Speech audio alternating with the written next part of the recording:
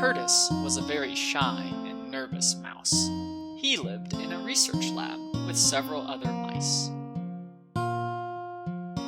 Every morning, each of the mice lined up for their shots and treats. Curtis was so scared of the shot that he was always the last one in the line.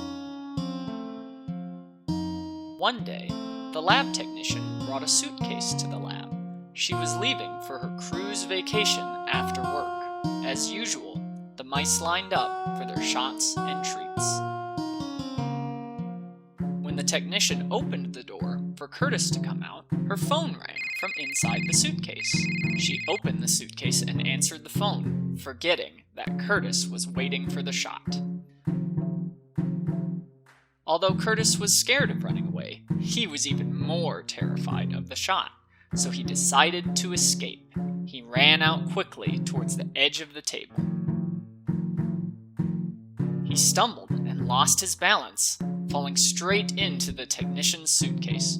Curtis didn't know where else to go, so he dug deeper into the luggage to hide. By the time Curtis saw bright light again, he was in the cabin of the cruise ship. The technician was surprised to see Curtis curled up in her suitcase. "Oh no, how did you get here?" she asked. She put Curtis in a box with a piece of cheese. "You can't go back to the lab now since you have been exposed to the outside world. I am going to have to let you go," she said. The ship docked on the port of the Paradise Island the next day. The technician left Curtis and some food inside a little cave on the beach. "This is a paradise island. You will have a better life here." With that, she said goodbye to Curtis. The cave was about the size of a large watermelon. Curtis stayed inside trembling. He had never been outside of the lab before. When his trembling stopped, he ran around the cave for the remainder of the day.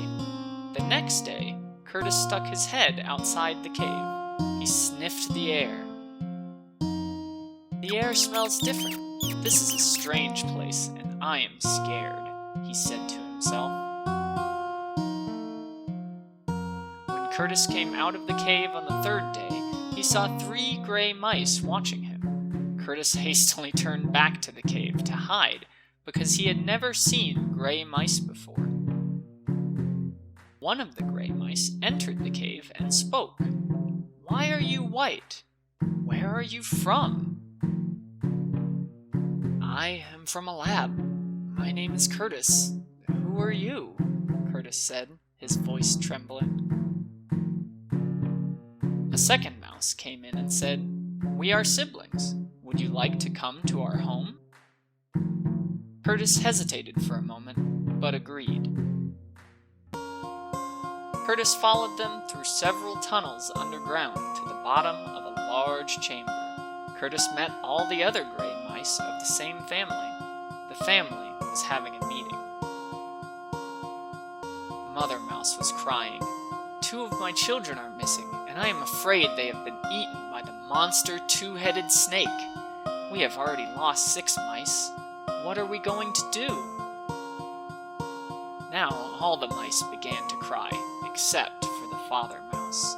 "There's no use in crying," he said. "We need to think about a way to get rid of the monster snake." The father mouse paced up and down, thinking. Then he spotted Curtis. "Aha! I have an idea. The white mouse can confuse the snake," the father mouse said. "Why does it have to be a white mouse?" the big brother mouse asked. "The snake has never seen a white mouse like Curtis before, so he will be confused," the father mouse said. Curtis had never seen a snake before, let alone a 2-headed snake, but it sounded scary. He started trembling with fear. The father mouse knew Curtis was scared. "Don't worry. We will train you to run fast and not be eaten by the snake." The mother mouse came and hugged him. Curtis couldn't remember his parents or ever being hugged. It was warm, and he felt loved. Gradually, he stopped shaking. The other mice gathered around him to give their support and welcome him to their home. Curtis stayed and had good dreams. The next day, the father mouse started Curtis's training, running in circles around 2 bushes. After each run, Curtis was asked to run faster than the last time. Curtis was nervous at first because he didn't think he could run fast, but other mice encouraged him from the sidelines. "Curtis, you can do it!" they cheered. Curtis glowed with their praise and wanted to run faster for them. A few days later, Curtis could run as fast as the big brother mouse could. The father mouse found 2 stones that were closer together than the bushes. He wanted Curtis to run circles around the 2 stones even faster. Curtis ran harder. "I can do it! Yes, I can!" he told himself. A week later, the father mouse asked Curtis if he was ready. Curtis nodded his head, and all the mice cheered. One by one, each mouse hugged Curtis and thanked him. Feeling all the love and warmth in his heart, Curtis went out to meet the snake. The father mouse told him where the snake lived and how the snake moved. Curtis waited nervously outside of the snake's cave. At noon, it finally came out to look for food. Curtis saw the snake and almost fainted. The snake was huge and the 2 heads were scary. Curtis wanted to run away, but he reminded himself of all the other mice who loved and supported him. He got closer to the snake and started running back and forth until the snake spotted him. The snake raised its heads, hissing to reveal its sharp fangs.